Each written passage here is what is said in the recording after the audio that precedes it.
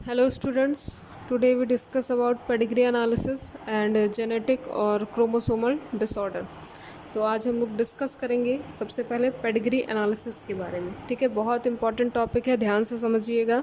ये नीट के एग्ज़ाम में भी पेडिग्री एनालिसिस बहुत पूछा जाता है। चार्ट बना के दे दिया जाएगा और पूछा जाएगा ये किस जनरेशन तक पास आउट हो रहा है या फिर कौन सी ये डिज़ीज़ को शो कर रहा है। तो नीट के एग्ज़ाम में बहुत ज़्यादा क्वेश्चन पूछा जाता है ये, तो ध्यान से समझिएगा। देखिए, पेडिग्री एनालिसिस देखिए, पेडिग्री एनालिसिस क्या है। देखिए, analysis of trait in several generation of family. ठीक है, कोई भी ऐसा एनालिसिस जो कि हम ट्रेट्स की स्टडी करने के लिए या फिर किसी डिजीज़ की स्टडी करने के लिए करते हैं, उसको क्या कहते हैं, पेडिग्री एनालिसिस कहते हैं। इसमें एक फैमिली चार्ट बनाया जाता है। ठीक है, फैमिली चार्ट बनाते हैं और उसमें कुछ सिंबल से उसको शो करते हैं। अभी सारी चीज़ें हम डिस्कस करेंगे और वो जो सिंबल होता है वो किसी भी डिज़ीज़ को किस जनरेशन तक वो पास आउट हो रहा है उसको शो करेगा। तो देखिए, पेडिग्री एनालिसिस क्या है, analysis of trait in several generation. तो यहाँ पे लिख सकते हैं हम analysis of trait in several generation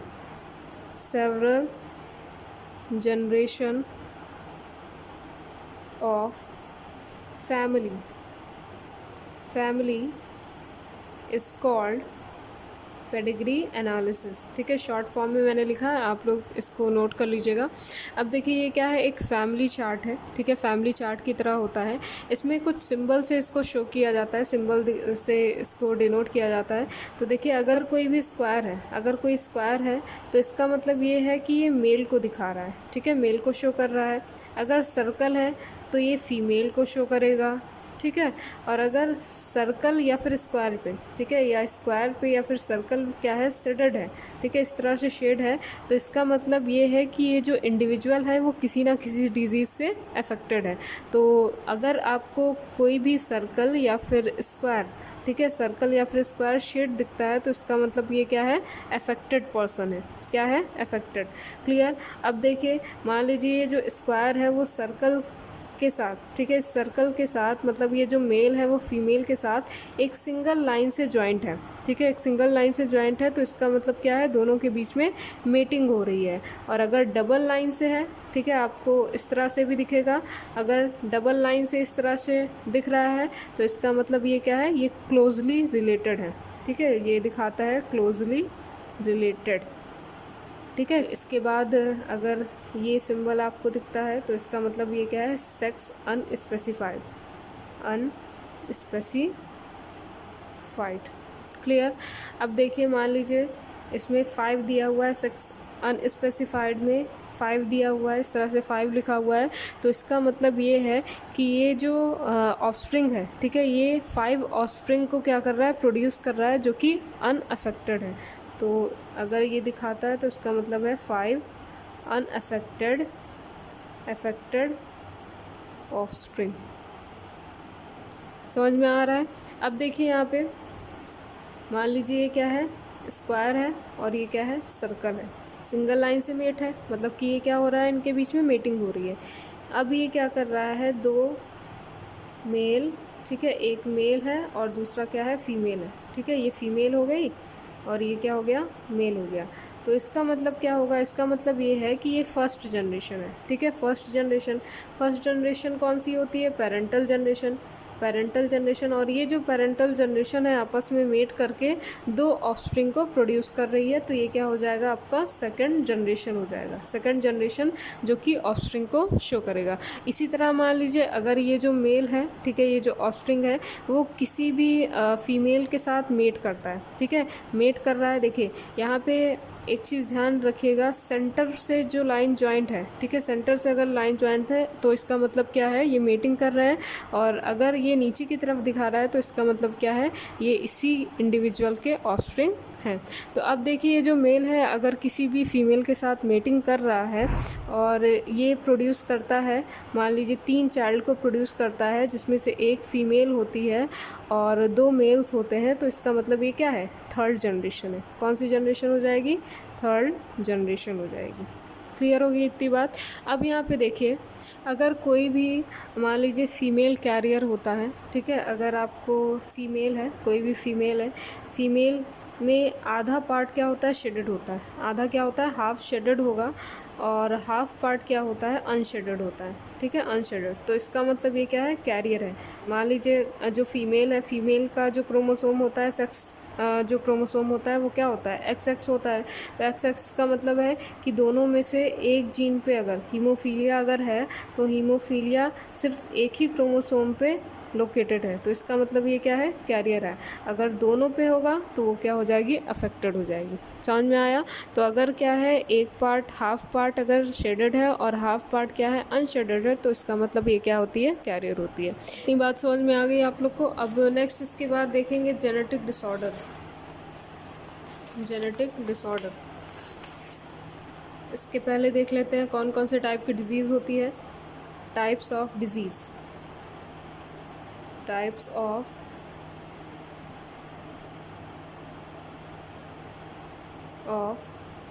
disease. First जो टाइप होती है डिजीज़ की वो होगी ऑटोसोमल डिजीज़। सेकंड होगी सेक्स लिंक्ड डिजीज़। थर्ड है dominant disease. And the last one is recessive disease. Clear. अब यहाँ पे देखिए ऑटोसोमल डिजीज़ का मतलब क्या होता है। ऑटो का मतलब आप लोग जानते हैं क्या होता है, सेम। ह्यूमन बीइंग के अंदर 23 पेयर ऑफ क्रोमोसोम होता है, जिसमें से 22 क्या होते हैं, ऑटोसोम्स होते हैं, और जो 23rd पेयर होता है वो क्या होगा, सेक्स लिंक्ड होगा, ठीक है। 23rd जो पेयर ऑफ क्रोमोसोम होता है वो क्या होगा, सेक्स लिंक्ड क्रोमोसोम होता है। तो यहाँ पे ध्यान दीजिएगा, ऑटोसोमल डिजीज़ का मतलब है ऐसे डिजीज़ जो कि ऑटोसोम्स पे ही होते हैं, ठीक है, ऑटोसोम क्रोमोसोम पे ही लोकेटेड होंगे। तो मान लीजिए जैसे ये क्या है, एक क्रोमोसोम है और ये फर्स्ट सेट है ऑटोसोम का, और ये सेकंड सेट है ऑटोसोम का। तो फर्स्ट और सेकंड ये दो सेट हैं ऑटोसोम क्रोमोसोम के। तो इस पर अगर कोई भी जीन लोकेटेड होता है किसी भी डिजीज़ का, तो वो क्या कहलाएगा, ऑटोसोम डिजीज़ कहलाएगा। और सेक्स लिंक्ड का मतलब है, सेक्स लिंक्ड क्रोमोसोम कौन सा होता है, XX एंड XY। अगर XX और XY पे कोई भी डिजीज़ क्या लोकेटेड है, कोई भी जीन लोकेटेड है, तो उसको क्या कहा जाएगा, सेक्स लिंक्ड डिजीज़ कहेंगे। अब देखिए जो डोमिनेंट है, डोमिनेंट का मतलब क्या होगा, डोमिनेंट डिजीज़ ऐसी डिजीज़ होती है जो कि जनरेशन स्किप नहीं करती है, ठीक है। जनरेशन स्किप करने का मतलब ये है कि मान लीजिए ये क्या है, ये सपोज़ ये मेल है और ये क्या है, फीमेल है। मेल और फीमेल आपस में मेट करते हैं, जिसमें से जो मेल है वो क्या है, अफेक्टेड है। इससे ऑफस्प्रिंग जो प्रोड्यूस होगी, ठीक है, 3 ऑफस्प्रिंग प्रोड्यूस होती है, जिसमें से 2 फीमेल्स होगी, ठीक है, 2 फीमेल्स होती है और एक क्या होती है, मेल होती है। और फीमेल क्या है, दोनों अफेक्टेड है, फीमेल क्या है, दोनों अफेक्टेड है। अब देखिए ये जो फीमेल है ये मेल के साथ मेट करती है, और इससे भी जो ऑफस्प्रिंग है, ठीक है, 4 ऑफस्प्रिंग प्रोड्यूस होती है, 2 मेल होता है और 2 क्या होता है, फीमेल है, ठीक।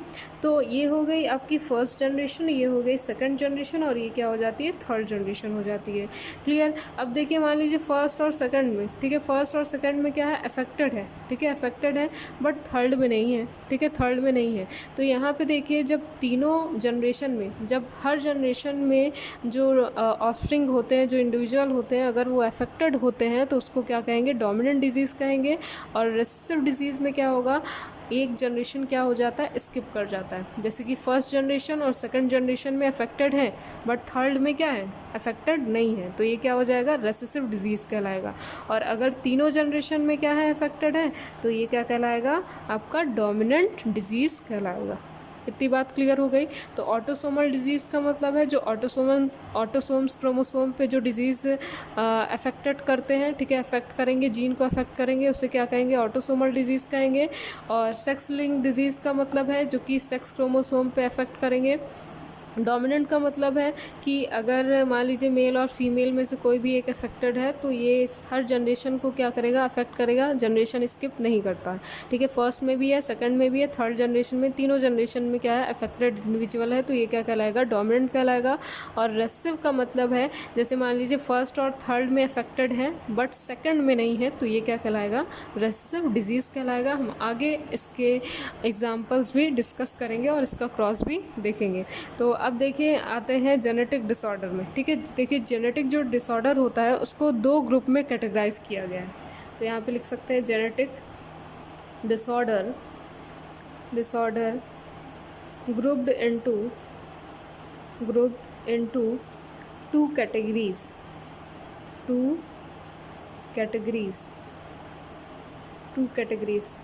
कौन कौन सी दो कैटेगरीज है? First is Mendelian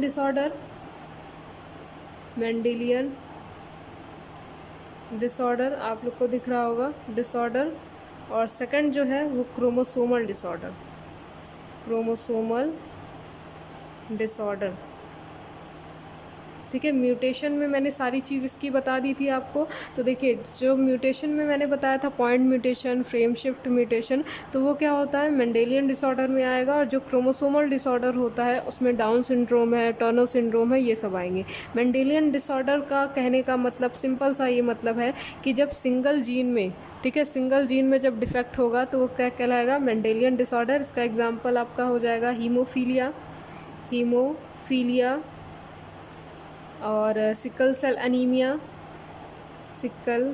anaemia, thalassaemia, ये सारे क्या होते हैं, मेंडल डिसऑर्डर होते हैं जिसमें एक सिंगल जीन में डिफेक्ट होगा।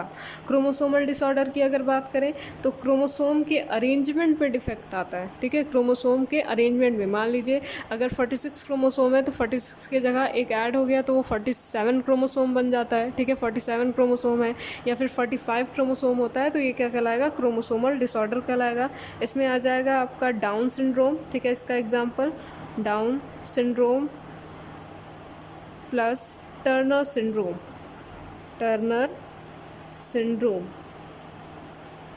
क्लियर। अब देखिए ये जो मेंडेलियन डिसऑर्डर है इसमें ऑटोसोमल डोमिनेंट भी होता है, ठीक है, और सेक्स लिंक्ड रिसेसिव भी होगा।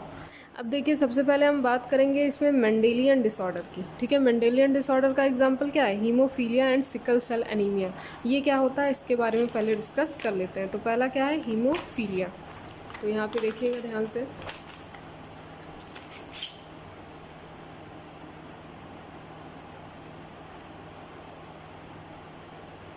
देखिए हीमोफीलिया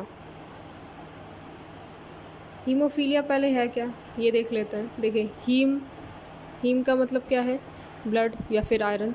ठीक है, तो हीमोफीलिया एक ऐसी डिजीज़ होती है जिसमें एक सिंगल प्रोटीन क्या हो जाता है, डिफेक्ट हो जाता है। सिंगल प्रोटीन कहने का मतलब है एक सिंगल जीन में क्या होता है, डिफेक्ट आ जाता है। और ये एक सेक्स लिंक्ड रिसेसिव डिजीज़ होती है। ठीक है, सेक्स लिंक्ड रिसेसिव डिजीज़ का मतलब क्या है पहले ये समझ लीजिए। Sex linked recessive disease. ठीक है, सेक्स लिंक का मतलब है या तो ये एक्स पे होगा, फीमेल में एक्स पे होगा, या तो मेल में XY पे होगा। ठीक है, XY क्रोमोसोम पे ये अफेक्टेड होगा। और रेसेसिव कहने का मतलब है, रेसेसिव अभी हम क्रॉस करेंगे तो आपको उसमें एनालाइज आप कर पाओगे कि क्यों इसे रेसेसिव सेक्स लिंक रेसेसिव कहते हैं। तो रेसेसिव का मतलब है कि ये जनरेशन क्या करेगा, स्किप करेगा। तो ये सेक्स लिंक रेसेसिव डिजीज़ होता है। होता क्या है हीमोफीलिया, देखिए हीमोफीलिया में क्या होता है, जो ब्लड की क्लॉटिंग होती है, ठीक है, ब्लड की क्लॉटिंग होती है, वो ब्लड क्लॉट करना बॉडी में बंद कर देता है। एक सिंगल प्रोटीन की वजह से, एक सिंगल जीन की वजह से हमारे जो प्लेटलेट्स होते हैं उसमें डिफेक्ट हो जाएगा।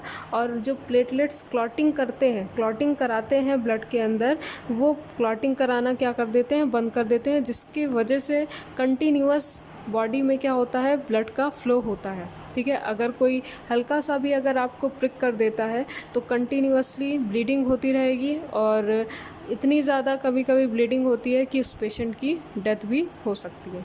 क्लियर।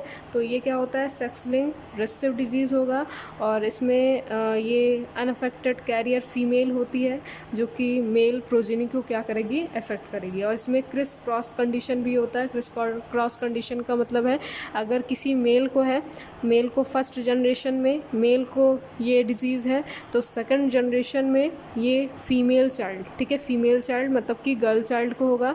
और अगर फर्स्ट जनरेशन में फ़ीमेल के पास ये डिज़ीज़ है, ठीक है, फीमेल के पास ये डिज़ीज़ है, तो ये नेक्स्ट जनरेशन में मेल के पास होगा। इसकी कंडीशन ये होती है, ठीक है। इसका एग्ज़ाम्पल हम लेंगे, एग्ज़ाम्पल से समझेंगे। केस फर्स्ट, ठीक है, केस फर्स्ट हम देख लेते हैं।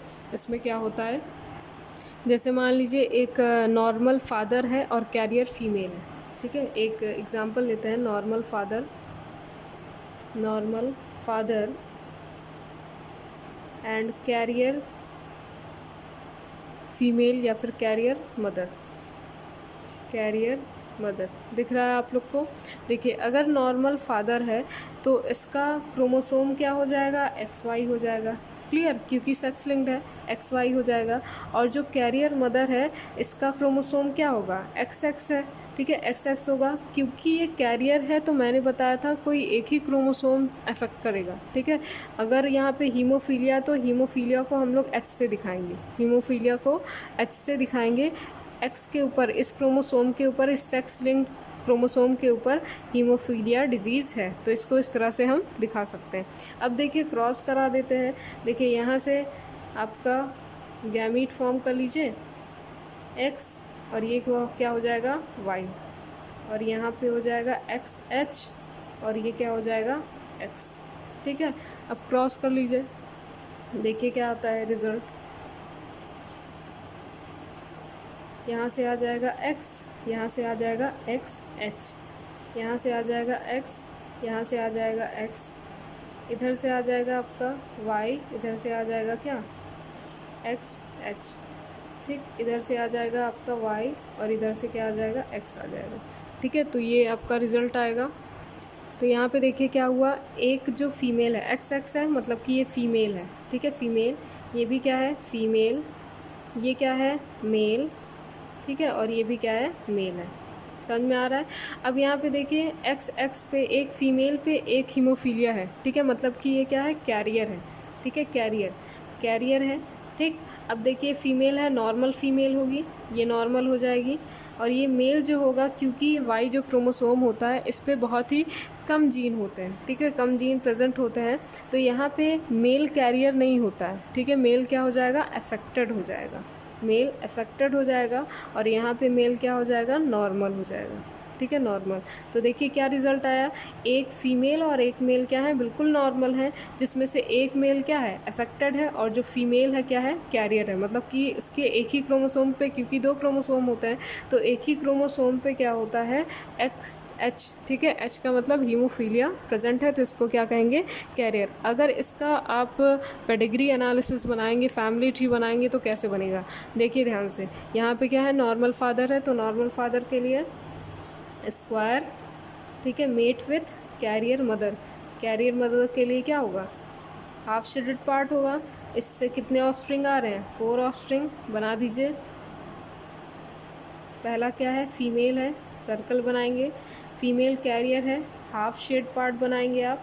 और सेकंड क्या है, फीमेल है, ठीक है, तो यहाँ पे फीमेल बना दीजिए, नॉर्मल है, अनशेडेड पार्ट होगा। देन इसके बाद मेल है, मेल कैसा है, अफेक्टेड है, पूरी तरह से अफेक्टेड है, कैरियर नहीं है, तो पूरी तरह से क्या हो जाएगा, ये शेड हो जाएगा। और यहाँ पे एक मेल क्या है, नॉर्मल है, और इसका क्या हो जाएगा, अनशेडेड पार्ट हो जाएगा। तो ये क्या हो जाएगा, इसका पेडिग्री एनालिसिस, ठीक है, पेडिग्री एनालिसिस, ठीक है, एनालिसिस। तो मैंने देखिए यहाँ पे बताया, हमने क्या लिया था, यहाँ पे हमने लिया था नॉर्मल फादर और कैरियर मदर, ठीक है, मतलब कि मदर क्या है, कैरियर है, और फादर क्या है, नॉर्मल है। बट अगर सेकंड जनरेशन में देखा जाए, फर्स्ट जनरेशन या सेकंड जनरेशन में देखा जाए, तो कौन अफेक्टेड है, मेल अफेक्टेड है, जो कि फर्स्ट जनरेशन में नॉर्मल था, समझ में आया।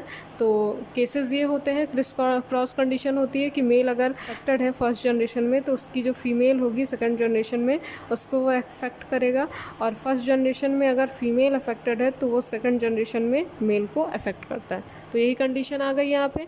अब एक क्वेश्चन और है, आप लोग उसको करके, ठीक है, कमेंट बॉक्स में इसका आंसर बताएंगे। ठीक है, आप क्वेश्चन नोट करेंगे, यहाँ पे नोट कर दे रहे हैं हम।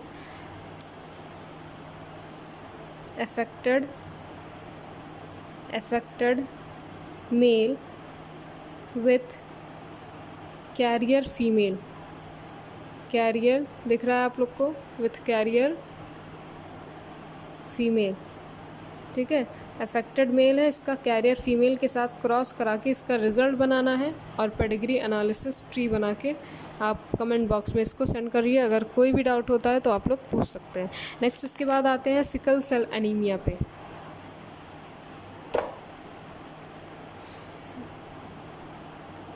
सिकल सेल एनीमिया, देखिए सिकल सेल एनीमिया डिजीज़ होती क्या है। सिकल सेल एनीमिया में जो हमारी नॉर्मल आरबीसीज़ होती है, नॉर्मल आरबीसीज़ का जो शेप होता है वो सिकल शेप का हो जाता है। ठीक है, सिकल शेप का, जैसे नॉर्मल आरबीसीज़ का शेप अगर ऐसा है, ठीक है, बाई कॉन्केव है, तो ये सिकल शेप का हो जाता है इस तरह से, इसलिए इसको सिकल सेल एनीमिया कहते हैं। ये होता क्यों है, देखिए ये आपका जो हीमोग्लोबिन होता है, हीमोग्लोबिन का जो जीन होता है, जो हीमोग्लोबिन के जीन को इनकोड कर रहा होता है, उस जीन में अगर कोई म्यूटेंट आ जाता है, डिफेक्ट आ जाता है, तो ये जो आपका नॉर्मल आरबीसीज़ होती है उसका शेप सिकल शेप का हो जाता है। इसको बहुत ही ध्यान से पढ़िएगा क्योंकि नीट के एग्ज़ाम के पॉइंट ऑफ व्यू से भी बहुत इंपॉर्टेंट है और बोर्ड एग्ज़ाम में भी बहुत ही ज़्यादा पूछा जाता है। तो फर्स्ट इसकी डिस्कवरी की थी हेरिक ने इन 1904, डिस्कवर्ड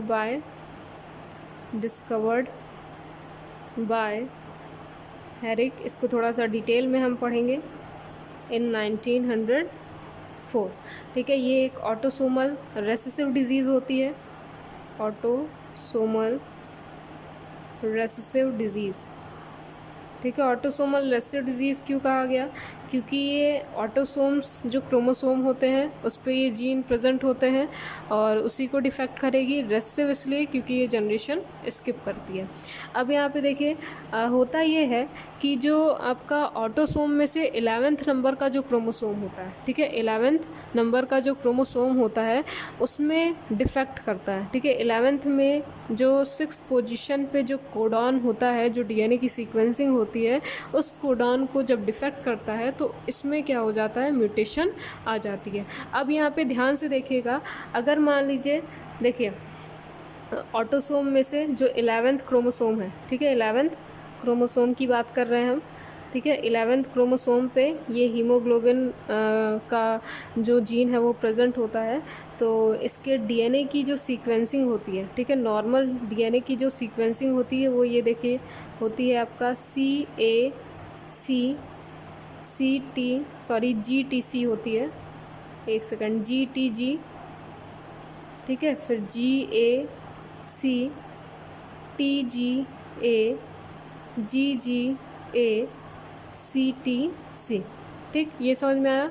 देखिए यहाँ पे जीन्स होते हैं, ठीक है, ये क्रोमोसोम है, कौन सा क्रोमोसोम है, 11th नंबर का क्रोमोसोम है जो कि ऑटोसोम होता है।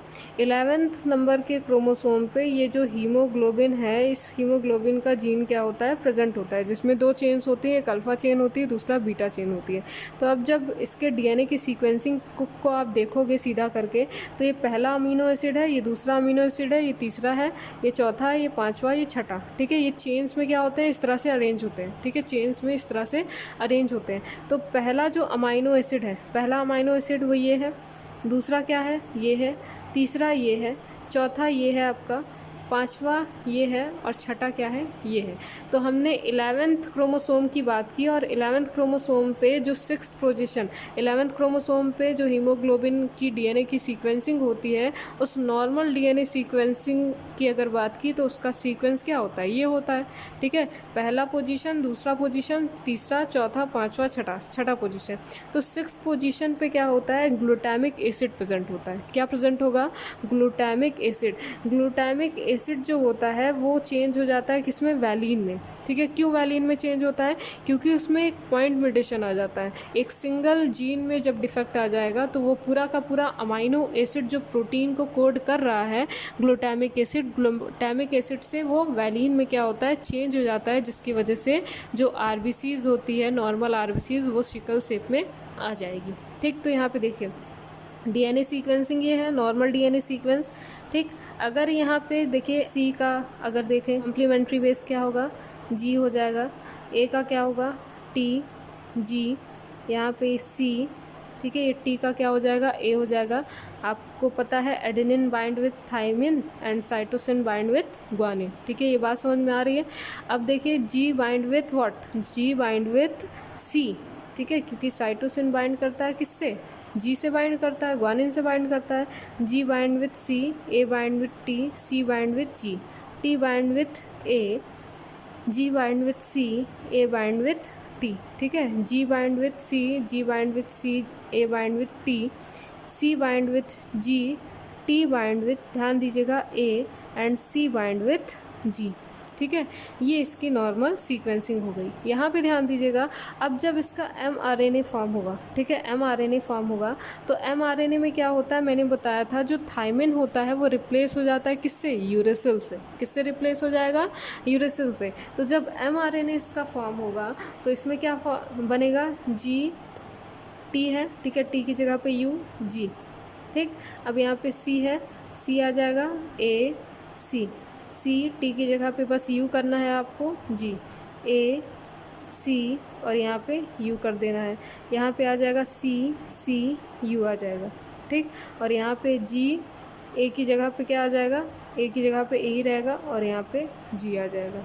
ठीक है, ये क्या होती है, इसकी नॉर्मल सीक्वेंसिंग होती है। ठीक है, सी, सी, यू और जी, ए, जी। ये क्या है, mRNA जब फॉर्म होगा तो ये सीक्वेंसिंग बनेगी। अब देखिए यहाँ पे जो अमाइनो एसिड है, ठीक है, जो प्रोटीन है, ये प्रोटीन, इस प्रोटीन को कहा जाएगा वैलीन। ठीक है, ये वैलीन होता है। ठीक है, ये हिस्टाडीन होगा, हिस्टाडीन, ये ल्यूसिन होगा, ल्यूसिन, ये थायरॉक्सिन होगा, थायरॉक्सिन, ये आपका होगा proline, and this is the glutamic acid, glutamic acid. ठीक, ग्लूटामिक एसिड। अब ये जो 6th पोजीशन, ठीक है, ये 6th पोजीशन है। ठीक है, 6th पोजीशन वाला जो कोडिंग है, इसमें डिफेक्ट आ जाता है। क्या डिफेक्ट आता है, यहाँ पे देखिए जो टी है, ठीक है, ये जो टी है ये रिप्लेस हो जाएगा किससे, ए से। ठीक है, टी की जगह पे क्या आ जाता है, यहाँ पे ए आ जाता है। तो यहाँ पे हम पूरा नहीं लिखेंगे, हम सिर्फ ये लिखेंगे, टी की जगह पे क्या आ जाता है, ए आ जाता है। ठीक, ए आ जाता है। ठीक, देखिए दूसरे पेन से लिख रहे हैं, सी, टी की जगह पे क्या हो जाएगा, ए आ जाएगा। ठीक, सी, ये क्या हो जाएगी, डीएनए सीक्वेंसिंग हो जाएगी। ये बिल्कुल नॉर्मल जैसा है वैसा ही रहेगा, बस 6th पोजीशन पे चेंज आ रहा है, तो टी की जगह पे क्या आ जाएगा, ए आ जाएगा। और इसका कॉम्प्लीमेंट्री बेस क्या होगा, सी है तो जी आ जाएगा, ए है तो टी आ जाएगा, सी है तो जी आ जाएगा।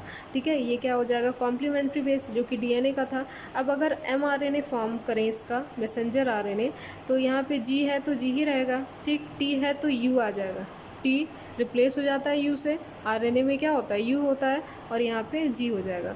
तो ये जो जी, यू, जी है, ये क्या होता है, ये वैलीन होता है। ठीक है, क्या होता है, वैलीन होता है। प्रोटीन कौन सा होता है, वैलीन। और mRNA में जो बीटा ग्लोबिन होता है, ये म्यूटेंट हो जाता है, म्यूटेंट हो जाएगा, जिसमें से यहाँ पे जो ग्लूटामिक एसिड था वो रिप्लेस हो जाता है किससे, वैलीन से रिप्लेस हो जाता है। और इसी वजह से, इसी म्यूटेशन के आने की वजह से क्या होता है, ये जो आरबीसी होता है वो सिकल शेप शेप में आ जाएगा। समझ में आया? फिर से देख लीजिए, जो सिकल सेल एनीमिया होता है ये एक ऐसा ऑटोसोमल रिसेसिव डिजीज़ होता है जिसमें जो ऑटोसोम्स क्रोमोसोम होते हैं, 11th नंबर का जो ऑटोसोम क्रोमोसोम होता है, इसमें जो हीमोग्लोबिन की जो कोडिंग होती है, ठीक है, ये नॉर्मल से क्या हो जाती है, अब नॉर्मल हो जाती है। कैसे? इसमें जो DNA sequencing, normal DNA sequencing होती है, इसके 6th पोजीशन का जो कोडॉन होता है, इसमें टी की जगह ए आ जाता है, ठीक है, पॉइंट म्यूटेशन है, ठीक है, एक पॉइंट पे, एक सिंगल जीन पे क्या हो गया, म्यूटेशन आया, तो यहाँ पे टी की जगह क्या हो गया, देखिए टी की जगह हमने क्या कर दिया, ए कर दिया। तो जब ए कर दिया तो ये mRNA भी क्या बनाएगा, GUG बनाएगा, GUG बनाएगा, और ये ग्लूटामिक एसिड की जगह क्या होता है, वैलिन आ जाता है, जिसकी वजह से जो RBCs होती है वो सिकल शेप की हो जाती है, और इसको सिकल सेल एनीमिया डिजीज़ कहते हैं। क्लियर हो गई बात? अगर कोई भी डाउट हो इससे रिलेटेड तो आप लोग कमेंट बॉक्स में ज़रूर पूछिए। अब इससे रिलेटेड क्रॉस करते हैं, देखिए, और ये एक क्वालिटेटिव डिसऑर्डर है, ठीक है। 2 डिसऑर्डर आपको NCERT में एक लाइन मिलेगी, qualitative disorder and quantitative disorder, ठीक है। दोनों होता क्या है, क्वालिटेटिव का मतलब होता है एक ऐसा डिसऑर्डर, ठीक है, क्वालिटेटिव का मतलब होगा एक ऐसा डिसऑर्डर जिसके क्वालिटी में चेंज आ रही है। तो सिकल शेप का जो RBC हो गया था उसकी क्वालिटी में चेंज आ रही, ना कि क्वांटिटी में चेंज आ रही। और क्वांटिटी का मतलब है नंबर्स में जब चेंजेस आएंगे, ठीक है, नंबर ज़्यादा या कम हो जाता है तो उसको क्वांटिटेटिव डिसऑर्डर कहेंगे। अब आइए देखते हैं इसका जो क्रॉस है वो क्या होता है, पेडिग्री एनालिसिस। अब देखिए इसका एग्जांपल लेंगे हम, क्योंकि इसके हीमोग्लोबिन चेन्स में चेंज आ रहा है, तो हीमोग्लोबिन चेन में चेंज आने की वजह से इसको HB से डिनोट करेंगे। और अगर नॉर्मल है, ठीक है, क्योंकि पेयर में होते हैं, तो HB अगर नॉर्मल है तो इसको A से दिखाएंगे, ठीक है, A से दिखाएंगे, ये नॉर्मल इंडिविजुअल को शो करेगा। और अगर कोई भी कैरियर है तो इसको HBS से दिखाएंगे, ठीक है, ये कैरियर हो जाएगा, ठीक है, कैरियर होगा। और अगर देखिए मान लीजिए अफेक्टेड है तो क्या हो जाएगा, इसमें होमोजाइगस कंडीशन में इसको दिखाएंगे HB, यहाँ पे भी क्या हो जाएगा, सिकल शेप एनीमिया S से सिकल शेप एनीमिया S, तो ये क्या हो जाएगा, अफेक्टेड हो जाएगा, ठीक है, अफेक्टेड। क्लियर? अब यहाँ पे देखिए हम लेते हैं सिकल सेल ट्रेट लेते हैं, ठीक है, सिकल सेल ट्रेट में जिसमें कैरियर लेते हैं दोनों को, ठीक है, क्योंकि ये ऑटोसोम है तो दोनों इसमें कैरियर होंगे। तो यहाँ पे कैरियर मेल और कैरियर फीमेल, ठीक है, या फिर यहाँ पे आप कैरियर सिकल सेल ट्रेट लिख सकते हैं, कैरियर सिकल सेल ट्रेट भी लिख सकते हैं। तो इसको HBA से दिखाएंगे, HBS से, क्योंकि हमें नहीं पता मेल है कि फीमेल है, क्योंकि ये ऑटोसोम्स है। तो यहाँ पे भी आप HBA और HBS से दिखाएंगे, क्रॉस करेंगे इसमें HBA HBS HBA HBS, cross करिए, इसमें क्या रिज़ल्ट आता है, HBA इधर से आ जाएगा, HBA इधर से आ जाएगा, HBA इधर से आ जाएगा, HBS इधर से, HBS इधर से, HBA इधर से, HBS और इधर से HBS। तो क्या पॉसिबिलिटीज़ आई, देखिए ये क्या हो जाएगा, कैरियर, ठीक है, कैरियर, ये भी क्या हो जाएगा, कैरियर, ठीक है, ये भी क्या हो जाएगा, कैरियर, ठीक है, कैरियर है, इसका मतलब अफेक्टेड होगा। और यहाँ पे SS है तो मतलब पूरी तरह से क्या है, अफेक्टेड, ठीक है, अफेक्टेड पर्सन। एक सेकंड देखिए, यहाँ पे ये कैरियर नहीं होगा, ठीक है, क्योंकि AA है ना, तो AA क्या हो जाएगा, नॉर्मल होगा, ठीक है, नॉर्मल, ठीक है, नॉर्मल हो जाएगा, ये कैरियर, ये अफेक्टेड, तो ये एक नॉर्मल हो जाएगा पर्सन, ठीक है। 2 कैरियर का मतलब अफेक्टेड ही होगा, और SS का मतलब पूरी तरह से ये क्या है, अफेक्टेड है। क्लियर? अब इसके बाद हम लोग नेक्स्ट क्लास में डिस्कस करेंगे नेक्स्ट टॉपिक के बारे में। इससे रिलेटेड अगर कोई भी डाउट है तो आप लोग कमेंट बॉक्स में पूछ सकते हैं।